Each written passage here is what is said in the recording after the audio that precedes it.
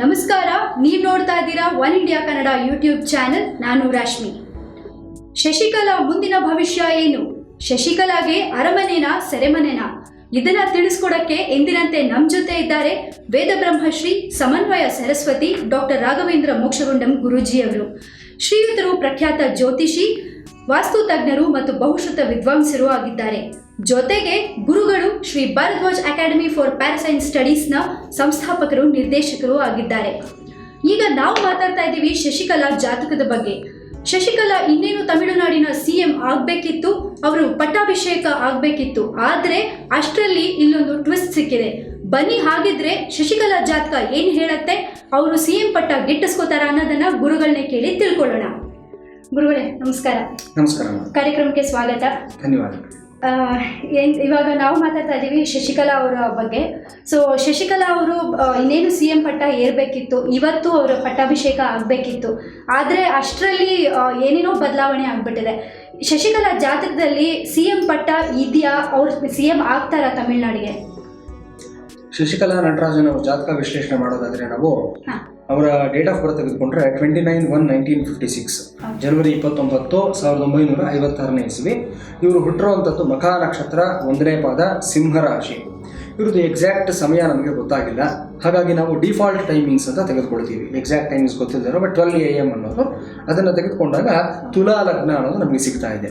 ಈ ಪ್ರಕಾರವಾಗಿ ತೆಗೆದುಕೊಂಡ್ರೆ ಇವರ ಜಾತಕ ಹೇಗಿದೆ ಅಂತಂದರೆ, ಇವರಿಗೆ ಲಗ್ನದಿಂದ 2ನೇ ಮನೆಯಲ್ಲಿ ಶನಿ, ರಾಹು, ಕುಜ, ಲಗ್ನದಿಂದ 4ನೇ ಮನೆಯಲ್ಲಿ ಬುಧ ಮತ್ತು ರವಿ. ಇಲ್ಲಿ ಬುಧ ವಕ್ರಿಯಾಗಿದ್ದಾನೆ. ಲಗ್ನದಿಂದ 5ನೇ ಮನೆಯಲ್ಲಿ ಶುಕ್ರ, ಲಗ್ನದಿಂದ 8ನೇ ಮನೆಯಲ್ಲಿ ಕೇತು, ಲಗ್ನದಿಂದ 11ನೇ ಮನೆಯಲ್ಲಿ ಗುರು ಮತ್ತು ಚಂದ್ರ ಇದ್ದಾರೆ. ಅಲ್ಲಿ ಮತ್ತೆ ಗುರು ವಕ್ರಿಯಾಗಿದ್ದಾನೆ. ವಕ್ರಿಂದ ವಕ್ರಗತಿಯಲ್ಲಿ ಸಂಚಾರ ಮಾಡುವಂಥದ್ದು ಅಂತಂದ್ಬಿಟ್ಟು. ಈಗ ಇವ್ರಿಗೆ ನಡೀತಾ ಇರುವಂಥ ದಶಾಭುಕ್ತಿಗಳೆಲ್ಲ ತೆಗೆದುಕೊಂಡ್ರೆ, ಇವರಿಗೆ ರಾಹು ದಶೆ 2005 ಫೆಬ್ರವರಿ 10ರಿಂದ ಪ್ರಾರಂಭ ಆಗಿದೆ. 2023 ಸೆಪ್ಟೆಂಬರ್ 10ರವರೆಗೂ ಸಹ ರಾಹು ದಶೆ ಇರುತ್ತೆ. ಈಗ ನಡೀತಾ ಇರತಕ್ಕಂಥದ್ದು ರಾಹು ದಶೆಯಲ್ಲಿ ಕೇತು ಭುಕ್ತಿ 2017 ಮಾರ್ಚ್ 26ರವರೆಗೂ ಸಹ ರಾಹು ದಶೆ ಕೇತು ಭುಕ್ತಿ ಇದೆ. ತುಂಬ ಇಂಟ್ರೆಸ್ಟಿಂಗ್ ಆಗಿರತಕ್ಕಂಥ ಒಂದು ಕಾಲಘಟ್ಟದಲ್ಲಿ ಇವರ ಜಾತಕ ನಡೀತಾ ಇದೆ ಅಂತ ಹೇಳ್ಬೋದು ನಾವು. ಯಾಕಂದರೆ ಈಗ ನಾನು ಹೇಳಿದ್ನಮ್ಮ, ರಾಹು ಕೇತು ಕಾಂಬಿನೇಷನ್, ರಾಹು ದಶೆ ಕೇತು ಭುಕ್ತಿ. ಏನಾಗುತ್ತೆ ಅಂದರೆ, ತಮಿಳಿನಲ್ಲಿ ಒಂದು ಮಾತನ್ನ ಹೇಳ್ತಾರೆ, ರಾಹು ಥರ ಕೊಡೋನಿಲ್ಲ, ಕೇತು ಥರ ಕೆಡಿಸೋನಿಲ್ಲ ಅಂತ ಅಂದ್ಬಿಟ್ಟು. ಸೊ ಇವರಿಗೆ ಕಳೆದ ಒಂದು 10 ವರ್ಷಗಳನ್ನ ನಾವು ನೋಡಿದ್ರೆ 2005ರಿಂದ ರಾಹು ದಶೆ ಸ್ಟಾರ್ಟ್ ಆಗಿದೆ. ರಾಹು ಸಾಕಷ್ಟು ಕೊಟ್ಟಿದ್ದಾನೆ ಇವರಿಗೆ. ಎಷ್ಟೊಂದು ಲಾಭಗಳನ್ನ ಇವರು ಹಿಂದೆ ಇದ್ಕೊಂಡೆ ಜಯಲಲಿತಾ ಅವರಿಂದ ತುಂಬ ಪಡ್ಕೊಂಡಿದ್ದಾರೆ, ಬೇಕಾದಷ್ಟು. ಇವರೇನು ಮೈನ್ ಸ್ಟ್ರೀಮ್ ಪಾಲಿಟಿಕ್ಸ್ ಬರಲಿಲ್ಲ, ಯಾವುದೇ ಒಂದು ಎಲೆಕ್ಷನ್ ನಿಂತ್ಕೊಳ್ಳಿಲ್ಲ, ಏನು ಜನಗಳ ಮಧ್ಯದಲ್ಲಿ ಬರಲಿಲ್ಲ, ಏನೂ ಇಲ್ಲದೆ ಒಬ್ಬರ ಜೊತೆನಲ್ಲಿ ಇದ್ಕೊಂಡೆ ಇವ್ರು ಎಷ್ಟೆಲ್ಲ ಮಾಡ್ಕೊಂಡಿದ್ದಾರೆ, ಬೇಕಾದಷ್ಟು ಆಗಿದೆ. ಕಳೆದ 30 ವರ್ಷಗಳಿಂದ ಜಯಲಲಿತಾ ಅವ್ರ ಜೊತೆ ಇದ್ದು ತನ್ನನ್ನು ತಾನು ಗುರುತಿಸ್ಕೊಂಡಿದ್ದಾರೆ. ಎಕ್ಸಾಕ್ಟ್ಲಿ, ಅವರ ತುಂಬಾ ಮುಖ್ಯವಾದ ವ್ಯಕ್ತಿಯಿಂದ ಗುರುತಿಸ್ಕೊಂಡಿದ್ದಾರೆ. ತುಂಬಾ ಲಾಭಗಳಾಗಿದೆ, ತುಂಬಾ ಇದಾಗಿದೆ, ಅನುಕೂಲಗಳಾಗಿದೆ, ಅದರಲ್ಲೇನು ಅನುಮಾನ ಇಲ್ಲ. ರಾಹು ಕೊಟ್ಟಿದ್ದಾನೆ. ಈಗ ರಾಹು ದಶೆ ಕೇತು ಭುಕ್ತಿನಲ್ಲಿ ಕಳ್ಕೊಳ್ಳೋ ಸಮಯನೂ ಬಂದಿದೆ ಅವ್ರಿಗೆ ಇವಾಗ. ಯಾಕಂದರೆ ಆಲ್ರೆಡಿ ಇವ್ರ ತಲೆ ಮೇಲೆ ಒಂದು ಇಲೀಗಲ್ ಅಸೆಟ್ಸ್ ಅನ್ನುವಂಥದ್ದು, ಅದರ ಕೇಸ್ ನಡೀತಾ ಇರೋದು ಎಲ್ರಿಗೂ ಗೊತ್ತಿರುವಂಥ ವಿಷಯ. ಈಗ ಇವ್ರನ್ನ CM ಗದ್ದುಗೆ ಕೂಡಿಸೋದಕ್ಕೆ ಮಾಡ್ತಾ ಇರೋ ಪ್ರಯತ್ನಗಳಿಗೆಲ್ಲ ಬಹಳ ತಪ್ಪು ಇದು.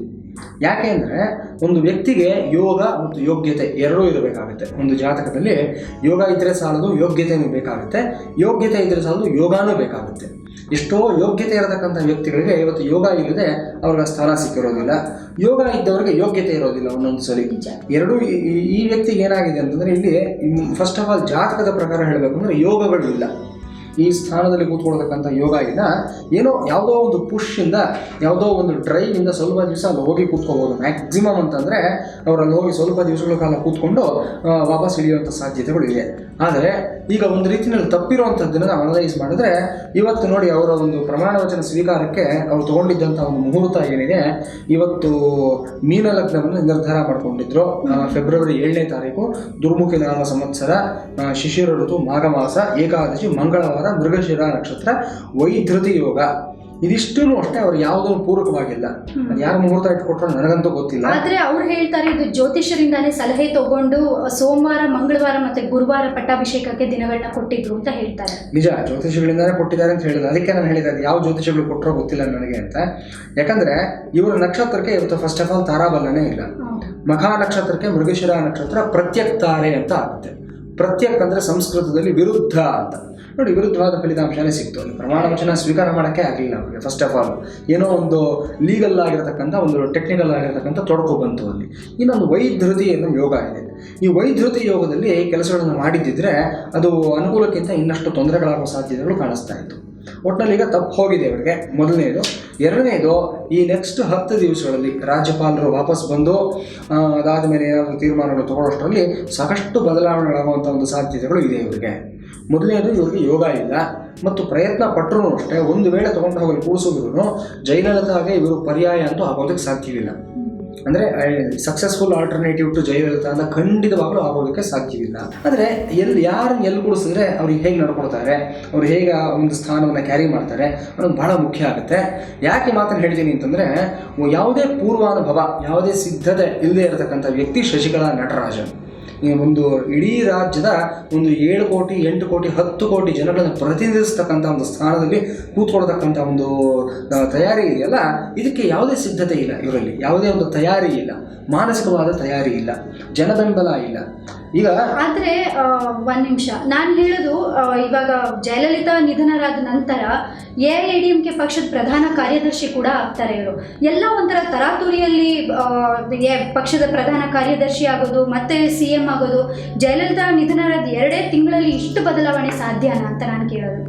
ಇದು 2 ತಿಂಗಳಲ್ಲಿ ಆಗಿರುವಂಥದ್ದಲ್ಲ, ಇದು ಸುಮಾರು ದಿವಸಗಳಿಂದ ನಡ್ಕೊಂಡು ಬಂದಿದೆ. ಜಯಲಲಿತಾ ಅವರ ಸಾವಿನ ಬಗ್ಗೆನೂ ಅಷ್ಟೇ ಸುಮಾರು ಊಹಾಪೋಹಗಳು ಈಗಲೂ ಇದೆ. ಆ ಸತ್ಯಾಸತ್ಯತೆಗಳು ಬರೋವರೆಗೂ ಈ ಥರ ಪ್ರಯತ್ನಗಳನ್ನು ಮಾಡಬಾರ್ದು ಅನ್ನೋದೇ ನನ್ನ ಒಂದು ಉದ್ದೇಶ ಆಗಿರುತ್ತೆ. ಇನ್ನೊಂದೇನಂತಂದರೆ, ಪನ್ನೀರ್ ಸೆಲ್ವಮ್ ತಕ್ಕ ಮಟ್ಟಿಗೆ ಒಳ್ಳೆಯ ಕೆಲಸವನ್ನೇ ಮಾಡ್ತಾ ಇದ್ದಾರೆ. ಅನುಭವಸ್ಥರು. ಇದಕ್ಕೆ ಮುಂಚೆ ಅವರು ಆರ್ಥಿಕ ಸಚಿವರಾಗಿದ್ದವರು, ಫಿನಾನ್ಷಿಯಲ್ ಮಿನಿಸ್ಟರ್ ಆಗಿದ್ದವರು. ಇದಕ್ಕೆ ಮುಂಚೆನೇ 2 ಬಾರಿ ಅವರು CM ಆಗಿ ಒಂದು ಸಣ್ಣ ಕಾಲಕ್ಕೆ ಇದ್ದಂಥವ್ರು ಅವರು. ಹಾಗಾಗಿ ಈಗ ಅವರು ಇಳಿಸಬೇಕಾದಂಥ ಪ್ರಮೇಯ ಏನೂ ಇಲ್ಲ. ಈಗ ಅವ್ರು ಇಳಿಸ್ತಾ ಇದ್ದಾರೆ, ಇನ್ಯಾರೋದನ್ನು ಕೂಡಿಸ್ತಾ ಇದ್ದಾರೆ ಅಂತಂದರೆ ಅಲ್ಲಿ ಏನೋ ಒಂದು ಸ್ವಾರ್ಥ ಚಿಂತನೆಗಳಿದೆ ಅನ್ನೋದು ತುಂಬ ಸ್ಪಷ್ಟವಾಗಿ ನಮಗೆ ಗೊತ್ತಾಗುತ್ತೆ. ಆ ಸ್ವಾರ್ಥ ಚಿಂತನೆಗಳು ಬೇಡ ಅಂತ ನಾನು ಹೇಳೋದು. ಯಾಕಂದರೆ ಈಗ ನೋಡಿ, ಇವತ್ತು ಇಲ್ಲಿ ಏನಾಗಿದೆ ಬಹುಶಃ ಅಂತಂದರೆ, ಒಂದು ಪಾಪ್ಯುಲರ್ ಸೆಂಟಿಮೆಂಟ್ ಅಂತ ಹೇಳ್ತೀವಿ ನಾವು. ಒಂದು ಜಯಲಲಿತಾನವರಲ್ಲಿ ಒಂದು ಅಮ್ಮನನ್ನು ಕಂಡ್ರು ಜನ. ಈಗ ಆ ಅಮ್ಮನನ್ನು ಮತ್ತೆ ಚಿನ್ನಮ್ಮನಲ್ಲಿ ಕಾಣೋದಕ್ಕೆ ಪ್ರಯತ್ನ ಮಾಡ್ತಾ ಇದ್ದಾರೆ. ಅವ್ರು ಕೂತ್ಕೊಂಡ್ಬಿಟ್ರೆ ಎಲ್ಲೋ ಒಂದು ಕಡೆ ಜಯಲಲಿತಾ ಇದ್ದಾರೆ ಅನ್ನೋ ಭಾವನೆ ಒಂದಷ್ಟು ಜನಗಳಿಗೆ ಬರುತ್ತೆ. ಆ ಒಂದು ಸೆಂಟಿಮೆಂಟ್ನ ಸ್ಯಾಟಿಸ್ಫೈ ಮಾಡೋದಕ್ಕೋಸ್ಕರ ಪ್ರಯತ್ನ ಮಾಡ್ತಾ ಇದ್ದಾರೆ ಅಂತ ಅನಿಸುತ್ತೆ. ಆದರೆ ಇಲ್ಲಿ ಏನು ನಿರ್ಧಾರ ತಗೊಳ್ತಾರೆ, ಏನು ಎಷ್ಟರ ಮಟ್ಟಿಗೆ ಸಮರ್ಥವಾಗಿ ಆಡಳಿತ ಮಾಡ್ತಾರೆ, ಇದೆಲ್ಲ ಕೌಂಟ್ ಆಗುತ್ತೆ. Jayalalithaa was a very very efficient lady. ಅದಕ್ಕೆ ಅವ್ರಿಗೆ ಐರನ್ ಲೇಡಿ ಅಂತ ಹೆಸರನ್ನು ಕೊಟ್ಟಿದ್ರು. ಒಂದು ಸಮಯದಲ್ಲಿ ಅವರು ಸರ್ಕಾರಿ ಉದ್ಯೋಗಿಗಳೆಲ್ಲರೂ ಸ್ಟ್ರೈಕ್ ಮಾಡಿದ್ರಮ್ಮ ತಮಿಳುನಾಡಿನಲ್ಲಿ. ಸರ್ಕಾರಿ ಉದ್ಯೋಗಿಗಳು ಸ್ಟ್ರೈಕ್ ಮಾಡೋ ಹಾಗಿಲ್ಲ. ಆವಾಗ ಜಯಲಲಿತಾ ಏನು ಮಾಡಿದ್ರು ಗೊತ್ತಾ ನಿಮಗೆ? ಎಸ್ಮಾ ಅಂತ ಒಂದು ಕಾನೂನಿದೆ, essential services of maintenance act ಅಂತ. ಅದನ್ನು ಜಾರಿಗೆ ತಂದು ಮಾರನೇ ದಿವಸ 45,000 ಜನ ಸರ್ಕಾರಿ ಉದ್ಯೋಗಿಗಳು ಎಲ್ಲರೂ ಮತ್ತೆ 24 ಗಂಟೆ ಕೆಲಸ ಬರೋ ಹಂಗೆ ಮಾಡಿದ್ರು ಅವರು. ಯಾರೂ ಈ ಡಿಸಿಷನ್ ತೊಗೊಳೋದಕ್ಕೆ ಸಾಧ್ಯ ಇಲ್ಲ. ಅದಕ್ಕೆ ಅವ್ರನ್ನ ಐರನ್ ಲೇಡಿ ಅಂತ ಹೇಳೋದು. ಇವರು ಮಖಾ ನಕ್ಷತ್ರನೇ, ಯಾರೋ ಶಶಿಕಲಾ ನಟರಾಜನು, ಅವರು ಮಖಾ ನಕ್ಷತ್ರನೇ. ಮಖಾ ನಕ್ಷತ್ರದಲ್ಲಿ ಹುಟ್ಟಿದವರೆಲ್ಲ ಜಯಲಲಿತಾ ಆಗೋದಿಲ್ಲ, ಬಿಳಿ ಪಂಚ ಉಟ್ಕೊಂಡವ್ರೆಲ್ಲ ಡಾಕ್ಟರ್ ರಾಜ್ಕುಮಾರ್ ಆಗೋದಕ್ಕೆ ಸಾಧ್ಯ ಇಲ್ಲ. ಹೆಂಗೆ ಅರ್ಥ ಮಾಡ್ಕೋಬೇಕು ನಾವು? ಎಲ್ಲೋ ಸಣ್ಣ ಸಣ್ಣ ಸಾಮ್ಯಗಳು, ಸಣ್ಣ ಸಣ್ಣ ಸಿಮಿಲಾರಿಟೀಸ್ ಇಟ್ಕೊಂಡು ಜಯಲಲಿತಾ ಸ್ಥಾನದಲ್ಲಿ ತೊಗೊಂಡು ಹೋಗ್ಬಿಟ್ಟು ಶಶಿಕಲಾ ನಟರನ್ನು ಕೂಡಿಸ್ತೀರಿ ಅಂದರೆ ಅದಕ್ಕಿಂತ ಅನರ್ಥ ಮತ್ತೊಂದಿರೋದಿಲ್ಲ. ಆದರೆ ಇದು ತಮಿಳ್ನಾಡು ರಾಜಕೀಯದಲ್ಲಿ ಹೇಗಾಗಿದೆ ಅಂದರೆ, ಇದೊಂಥರ ಹೆಂಗಸರೇ ಆಳ್ಕೊಂಡು ಬಂದಿರೋ ರಾಜ್ಯ ಆಗ್ಬಿಟ್ಟಿದೆ ಇದು. ಇವಾಗ ಹೇಗೆ ಅಂತಂದರೆ, ಬಸ್ನಲ್ಲಿ ಹೇಗೆ ಲೇಡೀಸ್ ಸೀಟ್ ರಿಸರ್ವ್ಡ್ ಅಂತ ಇರುತ್ತೆ, ಆ ಥರ ಪನ್ನೀರ್ ಸೆಲ್ವಮ್ ಇವಾಗ ಜಯಲಲಿತಾ ಹೋಗಿದ ತಕ್ಷಣ ಅವ್ರು ಮತ್ತೆ ಬಂದು ಕೂತ್ಕೋತಾರೆ CM ಪಟ್ಟದಲ್ಲಿ. ಮತ್ತೆ ಇವಾಗ ಶಶಿಕಲಾ ಬಂದ ತಕ್ಷಣ ಮತ್ತೆ ಪನ್ನೀರ್ ಸೆಲ್ವಮ್ CM ಪಟ್ಟದಿಂದ ಇಳಿಬೇಕಾಗುತ್ತೆ. ಇದು ಯಾಕೆ ಈ ಥರ ಬರೀ ಹೆಂಗಸರೇ ಆಳ್ಕೊಂಡು ಬಂದಿದಾರಲ್ಲ, ಇದು ಹೇಗೆ ಅಂತ ಹೆಂಗಸರು ಆಡಿಲ್ಲ, ಒಬ್ಬ ಹೆಂಗಸು ಆಡಿದಾಳೆ. ಕರೆಕ್ಟಾಗಿ ಗಮನಿಸ್ಬೇಕು ನಾವಿಲ್ಲಿ. ನೋಡಿ, MGR ಆದರು. MGR ಆದಮೇಲೆ ಸ್ವಲ್ಪ ದಿವಸಗಳ ಕಾಲ MGR ಹೆಂಡತಿ CM ಆಗಿದ್ರು. ಅದಾದ್ಮೇಲೆ ಕರುಣಾನಿಧಿ ಬಂದರು. ಕರುಣಾನಿಧಿ ಆದ್ಮೇಲೆ ಜಯಲಲಿತಾ, ಕರುಣಾನಿಧಿ, ಜಯಲಲಿತಾ, ಜಯಲಲಿತಾ ರಿಪೀಟ್ ಆಗಿದೆ. ಒಬ್ಬ ಹೆಂಗಸು ಮಾತ್ರ ಆಡಿದ್ದಾರೆ ಇಲ್ಲಿ. ಈಗ ನೆಕ್ಸ್ಟ್ ಇವರು ನಿಂತಿದ್ದಾರೆ, ಈಗ ಬಂದಿದ್ದಾರೆ, ಇನ್ನು ಬಂದಿಲ್ಲ. ಬಂದು ಕೂತು ಸಾಧನೆ ಮಾಡಿ ಜನಗಳಿಂದ ಸೈ ಅನ್ನಿಸ್ಕೊಂಡ್ರೆ ಆಮೇಲೆ ಹೋಗ್ಬೇಕು ನಾವು. ಅದಕ್ಕೆ ಮುಂಚೆನೇ ನಾವು ಹೇಳೋಕ್ಕಾಗಲ್ಲ. ಅದೇ ಏನಾಗಿದೆ ಅಂದರೆ, ಒಂದು ಈ ಲೇಡೀಸ್ ಫ್ಯಾಕ್ಟರ್ ಅನ್ನೋದು ಒಂದು ಇರುತ್ತಲ್ಲ, ಅವರು ಅಮ್ಮ ಮಾಡಿರ್ತಕ್ಕಂಥ ಪಥಕಗಳಾಗ್ಬೋದು, ಅದನ್ನೆಲ್ಲ ಇವ್ರು ಕರೆಕ್ಟಾಗಿ ನಡೆಸ್ಕೊಂಡು ಹೋಗ್ಬೋದೇನೋ ಅನ್ನೋದಕ್ಕೋಸ್ಕರ ಇವರಲ್ಲಿ ಕೂಡಿಸಿರ್ತಾರೆ ಅಷ್ಟೇ. ಆದರೆ ಶಶಿಕಲಾಗೂ ಜಯಲಲಿತಾಗೂ ತುಂಬ ವ್ಯತ್ಯಾಸಗಳಿದೆ. ಅಮ್ಮನೇ ಬೇರೆ, ಚಿನ್ನಮ್ಮನೇ ಬೇರೆ ಅನ್ನೋದನ್ನ ಒಂದು ವೇಳೆ ಇವರೇನಾದರೂ ಕೂಡಿಸಿದ್ರೆ 3 ತಿಂಗಳಲ್ಲಿ ಜನನೇ ಹೇಳ್ತಾರೆ ಮಾತನ್ನ. ನಿಜ. ಅಂದರೆ ಈಗ ಇದರಲ್ಲಿ ಮೋದಿ ಕೈವಾಡ ಎಲ್ಲೋ ಒಂದು ಕಡೆ ಇದೆ. ಹಾಗಾಗಿ ಶಶಿಕಲಾ ಭಯ ಪಟ್ಕೊಂಡು ತರಾತುರಿಯಲ್ಲಿ CM ಪಟ್ಟಕ್ಕೆ ಏರ್ತಾ ಇದ್ದಾರೆ ಅಂತ ಒಂದು ಮೂಲಗಳು ಕೂಡ ಹೇಳುತ್ತೆ. ಸೊ ಇದರಲ್ಲಿ ಮೋದಿ ಕೈವಾಡ ನಿಜವಾಗ್ಲೂ ಇದೆಯಾ ಅಥವಾ ಏನು ಅಂತ ನಮಗೆ ಗೊತ್ತಾಗಬೇಕಿತ್ತು. ಮೋದಿ ಕೈವಾಡ ಅನ್ನೋದಕ್ಕಿಂತನೂ ಕೇಂದ್ರ ಪ್ರಭುತ್ವದ ಒಂದು ಇನ್ವಾಲ್ವ್ಮೆಂಟ್ ಅಂತ ಹೇಳ್ಬೋದು ನಾವು. ಕೇಂದ್ರ ಪ್ರಭುತ್ವದ ಒಂದು ಏನು ಹೇಳ್ತಾರೆ ಹದ್ದಿನ ಕಣ್ಣು ಅಂತ ಹೇಳೋದು ಹೆಚ್ಚು ಸೂಕ್ತ ಅಂತ ಅನಿಸುತ್ತೆ. ಯಾಕಂದರೆ ಮೋದಿ ಪರ್ಸನಲ್ ಆಗಿ ಯಾವುದನ್ನು ಮಾಡೋದಕ್ಕೆ ಸಾಧ್ಯವಾಗೋದಿಲ್ಲ.